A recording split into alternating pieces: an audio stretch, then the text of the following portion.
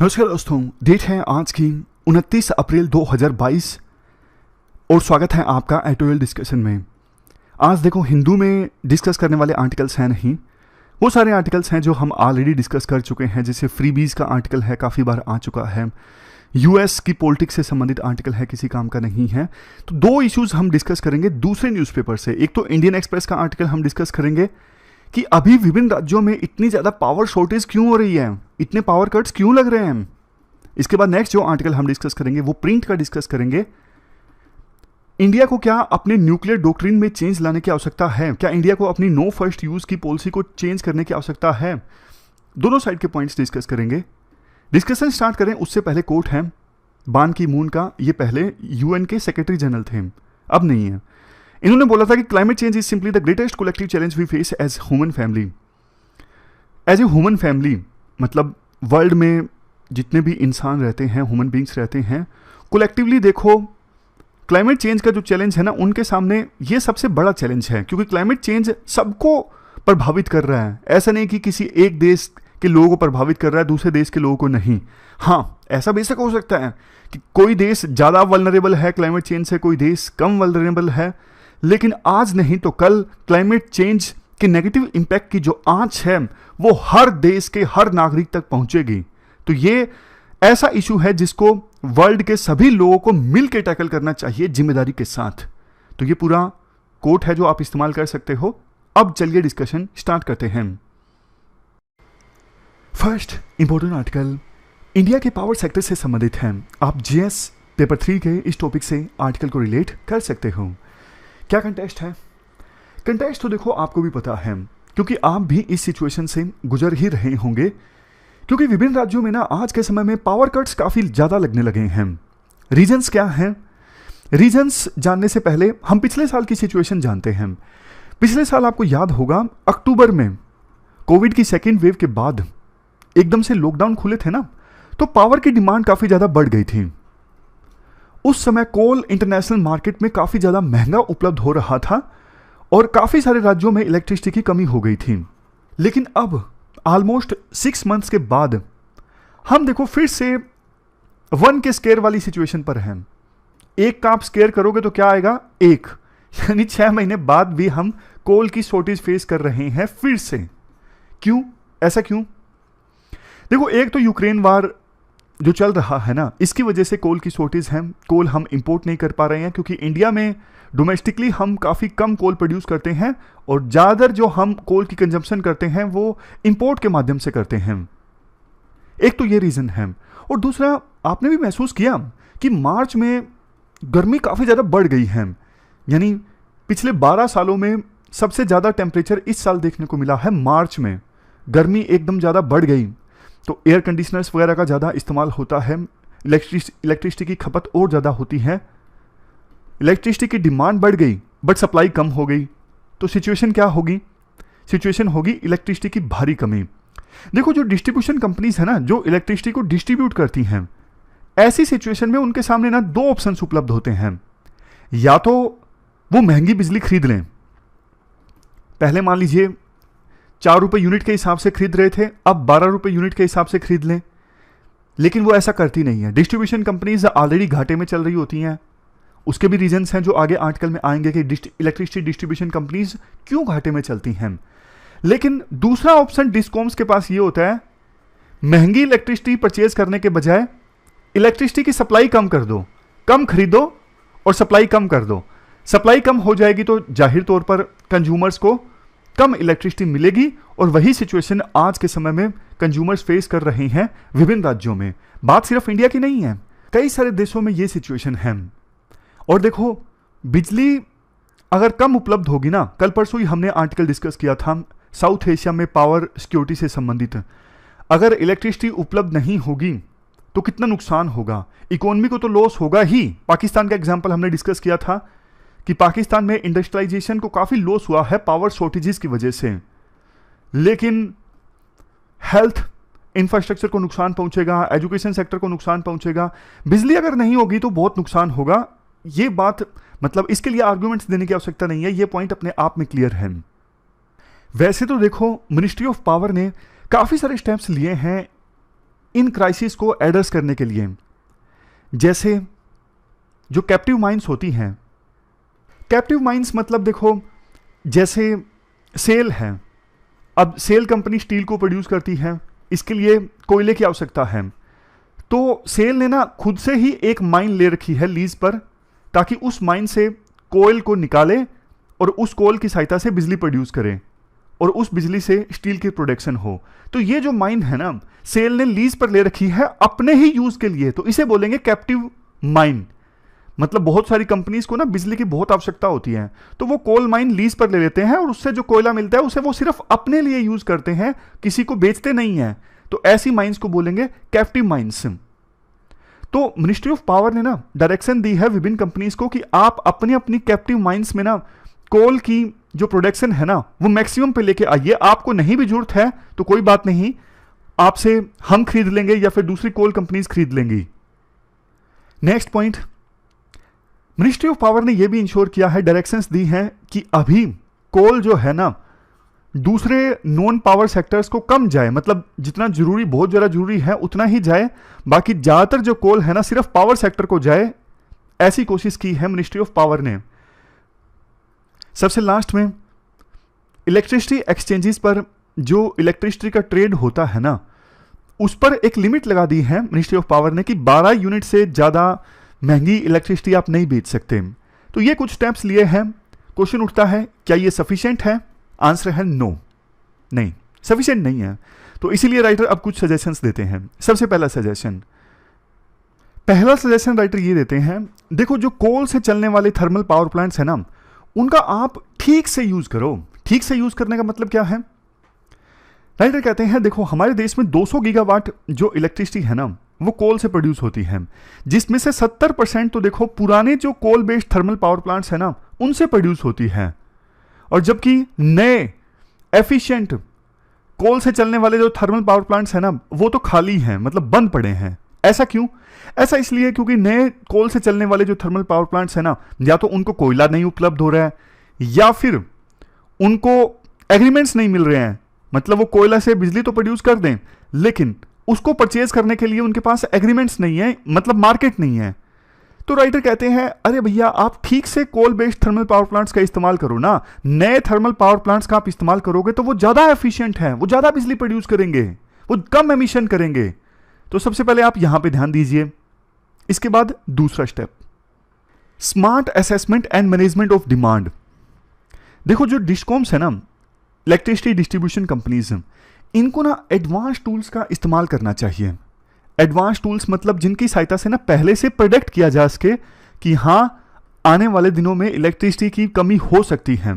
कुछ ही डिस्कॉम्स ऐसे हैं जिन्होंने प्रोक्योरमेंट संबंधित डिसीजंस लेना स्टार्ट किया है पहले से। अदरवाइज देखो ज्यादातर जो डिस्कॉम्स है ना ध्यान नहीं देती, मॉनिटरिंग नहीं करती सिचुएशन को। जब एकदम पानी जो है सर से ऊपर हो जाता है ना तब जाके उनकी आंखें खुलती है कि अच्छा ये तो इलेक्ट्रिसिटी की कमी हो गई, क्या करेंगे, कंज्यूमर्स को क्या करेंगे, चलो कट मारते हैं। तो अच्छा तो ये होगा ना आपके पास एडवांस टूल्स हैं जिसकी सहायता से आप पहले से प्रेडिक्ट करके रखो। और देखो इनको इंटरेस्ट इसलिए नहीं होता डिस्कॉम्स को वैसे, क्योंकि जितनी पावर ये खरीदते हैं ना इलेक्ट्रिसिटी डिस्ट्रीब्यूट करने वाली कंपनीज, उनमें से 90% इलेक्ट्रिसिटी तो लॉन्ग टर्म कॉन्ट्रैक्ट से आती है। मतलब पूरा साल का आपने कॉन्ट्रैक्ट कर लिया या फिर 2 साल का या फिर 3 साल का कि इतने रुपए में हम आपसे इलेक्ट्रिसिटी परचेज करेंगे, तो इनके पास कॉन्ट्रैक्ट ही साइन हो गया। तो फिर इनको ज़्यादा ना इंटरेस्ट नहीं रहता, इनको पता है बिजली आनी है इतनी और सप्लाई करनी है जहां पे इनका सप्लाई करने का काम है। अगर डेली बेसिस पे इलेक्ट्रिसिटी के दाम ऊपर नीचे होना तो इनको थोड़ा इंटरेस्ट आएगा कि हाँ सस्ती इलेक्ट्रिसिटी परचेज करनी है और बाद में रेट जो है कंज्यूमर्स को अपने हिसाब से दिए जा सकते हैं, मतलब लिमिट लगा के, ऐसा नहीं अंधाधुंध बढ़ा के।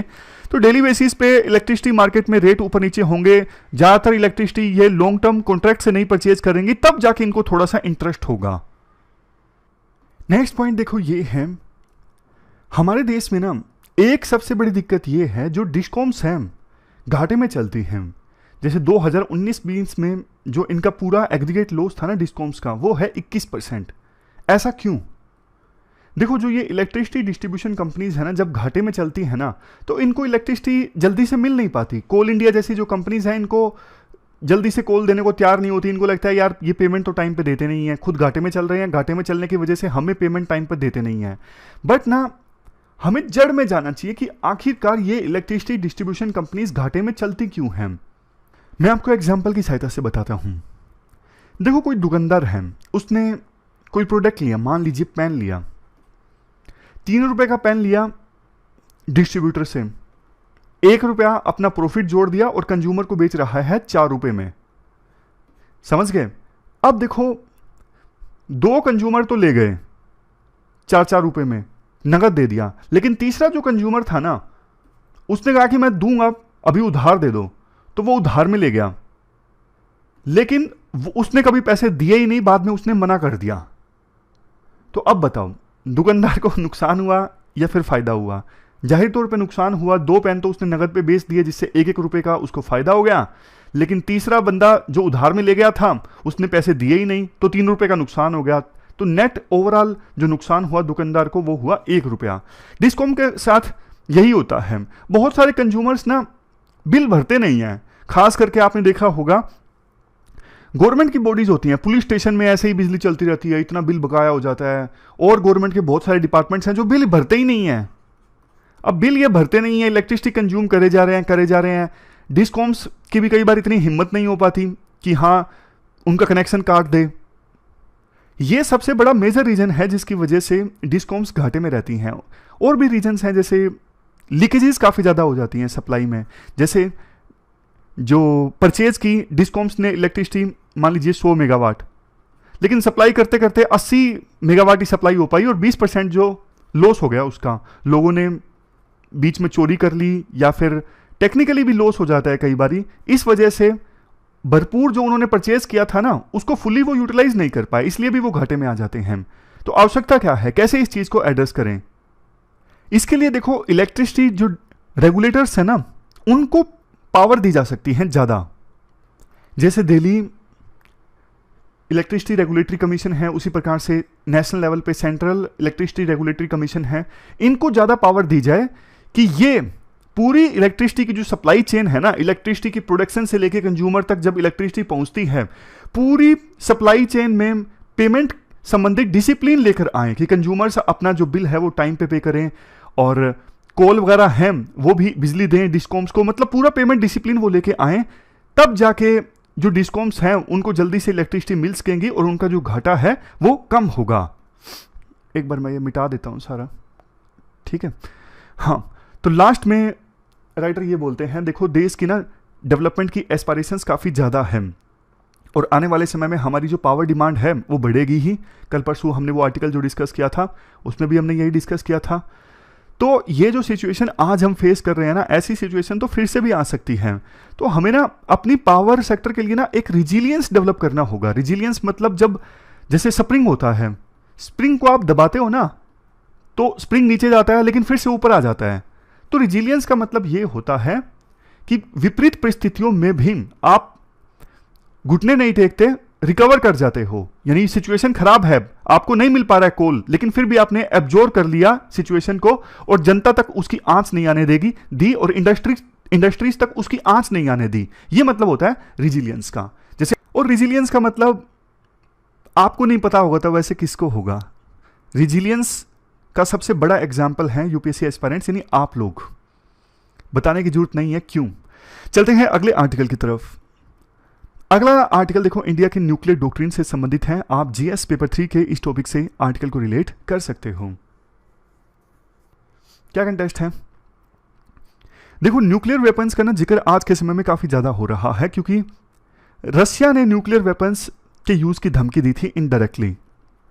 इसी बीच द प्रिंट पोर्टल पर ना भारत कर्नाड ने एक आर्टिकल लिखा जिसमें इन्होंने कहा कि इंडिया का जो नो फर्स्ट यूज का डॉक्ट्रिन है ना, ये खराब है। इंडिया को अब अपना डॉक्ट्रिन चेंज करके फर्स्ट यूज वाला कर लेना चाहिए। नो फर्स्ट यूज डॉक्ट्रिन क्या कहता है इंडिया का?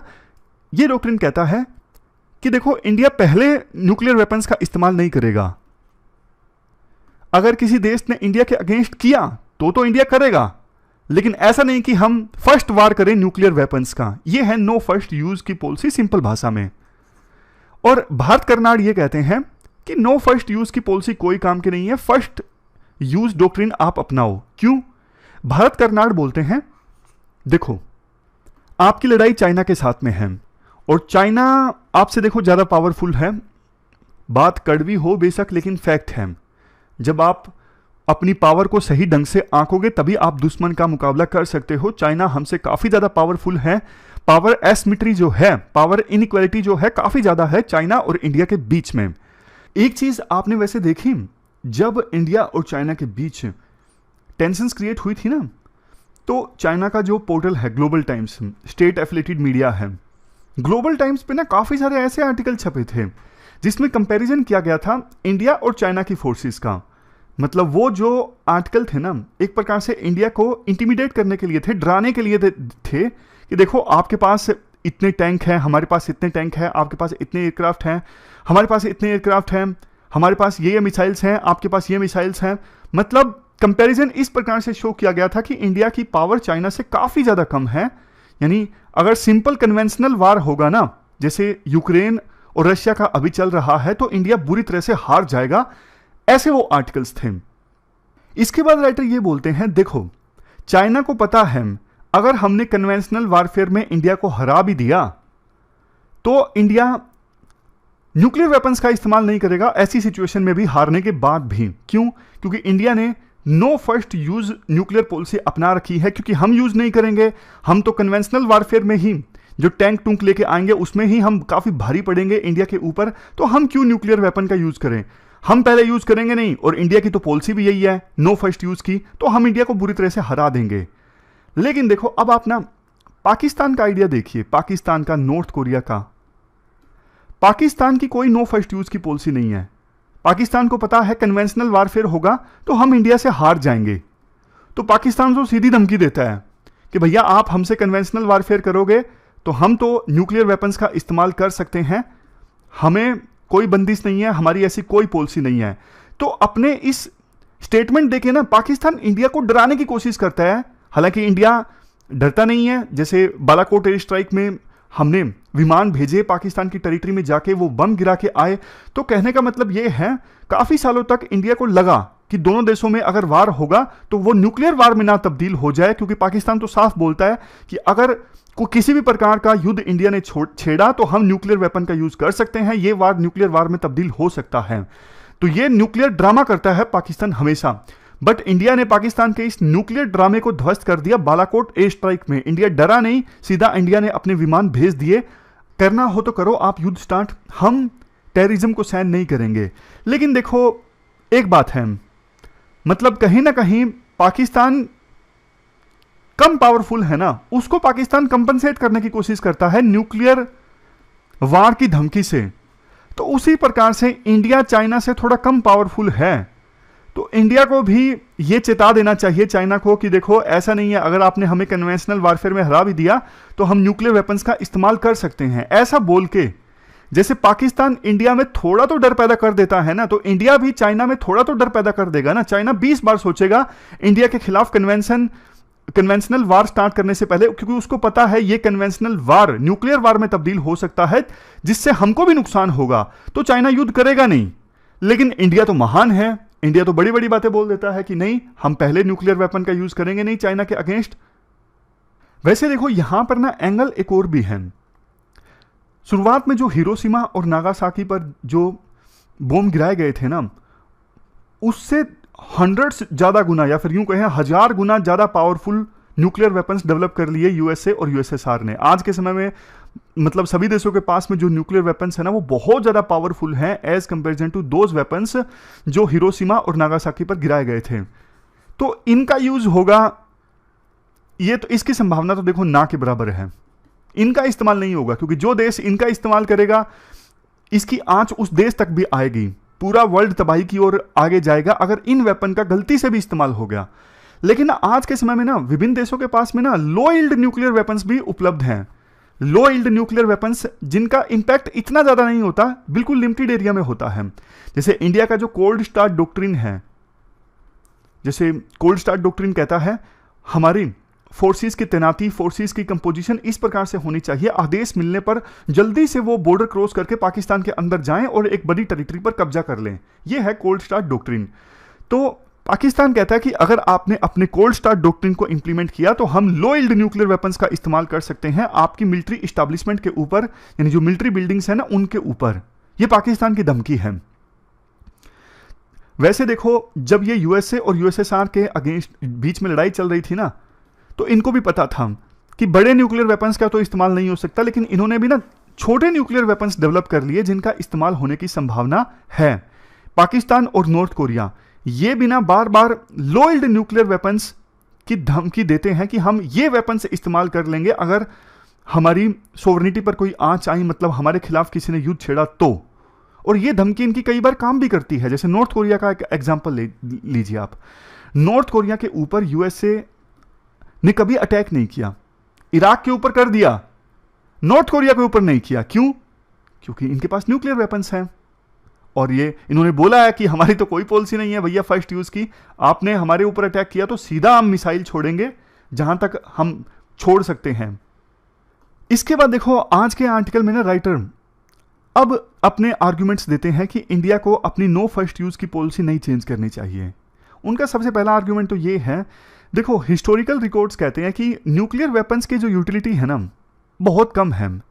जैसे आप रशिया का एग्जांपल लीजिए, रशिया युद्ध हार रहा है धीरे धीरे यूक्रेन में। हारने का मतलब देखो ये है, जिस ऑब्जेक्टिव के साथ उसने युद्ध लॉन्च किया था वो ऑब्जेक्टिव अचीव नहीं कर पा रहा है, टाइम काफी ज्यादा जा रहा है, सैंक्शंस लग चुके हैं, आइसोलेट हो चुका है, इकोनॉमिक लॉस काफी ज्यादा हो रहा है। तो रशिया के जो न्यूक्लियर वेपन्स है ना कोई काम नहीं आए। वेस्ट जो है लगातार हथियारों की सप्लाई कर रहा है यूक्रेन को, लेकिन रशिया के न्यूक्लियर वेपन्स क्या काम आए आप बताइए? कोई काम नहीं आ रहे। और भी एग्जाम्पल दिए जाते हैं। जैसे देखो, चाइना के साथ हमारा जब कन्फ्लिक्ट हुआ ना गलवान में, उसके बाद आपको याद होगा अगस्त के बिल्कुल लास्ट में कैलाश रेंज में इंडियन आर्मी ने जल्दी से कुछ चोटियों पर कब्जा कर लिया था। तभी तो बातचीत करने को तैयार हुआ था चाइना, अदरवाइज चाइना तो बात करने को ही तैयार नहीं था। तो हमने आर्म्ड फोर्सेस को अच्छे से डिप्लॉय किया। ये चीजें बहुत मैटर करती हैं युद्ध में। और जो लोग ये बात बोलते हैं ना, मतलब जो लोग ये बात बोलते हैं कि लिमिटेड न्यूक्लियर वार हो सकता है, यानी लो यील्ड न्यूक्लियर वेपन्स का इस्तेमाल हो सकता है, भैया एक बार किसी ने लो यील्ड न्यूक्लियर वेपन्स का इस्तेमाल किया ना तो दूसरा देश लो यील्ड न्यूक्लियर वेपन्स का इस्तेमाल करेगा, कोई जरूरी नहीं है। मतलब ये छोटा न्यूक्लियर वार यानी लिमिटेड न्यूक्लियर वार कब फुल स्केल न्यूक्लियर वार में तब्दील हो जाए कोई कुछ नहीं कह सकता। तो लास्ट में देखो राइटर ये बोलते हैं, अगर इंडिया की पावर चाइना की मिलिट्री पावर से कम है ना, तो इसके लिए न्यूक्लियर डॉक्ट्रिन को चेंज करने से काम नहीं चलेगा। इसके लिए आपको ना अपनी कन्वेंशनल पावर को मजबूत बनाना होगा, आपको अपनी मिलिट्री को और ज़्यादा स्ट्रॉन्ग बनाना होगा अनेकों ढंग से। मतलब ये किसी और दिन डिस्कस कर सकते हैं कैसे इंडिया चाइना का मुकाबला कर सकता है मिलिट्री टर्म्स में। इंडिया अभी ना हर मायने में चाइना से पीछे है, जैसे साइबर वारफेयर में, स्पेस वारफेयर में, इवन इंफॉर्मेशनल वारफेयर में भी। जैसे गलवान की घटना हुई, चाइना ने कितनी सारी वीडियोस रिलीज कर दी उस घटना की, इंडिया की तरफ से भी रिलीज हुई लेकिन कम हुई। पाकिस्तान के साथ भी जब हमारी टेंशन्स होती है, पाकिस्तान इंफॉर्मेशन वारफेयर में इंडिया से आगे है। तो इंडिया को ना अपनी कन्वेंशनल वारफेयर की जो कैपेबिलिटी है ना उसे मजबूत बनाना होगा। तो ये हमने पूरा आर्टिकल डिस्कस किया। हमारी आज की इस डिस्कशन में इतना ही है। Thank you very much for discussion.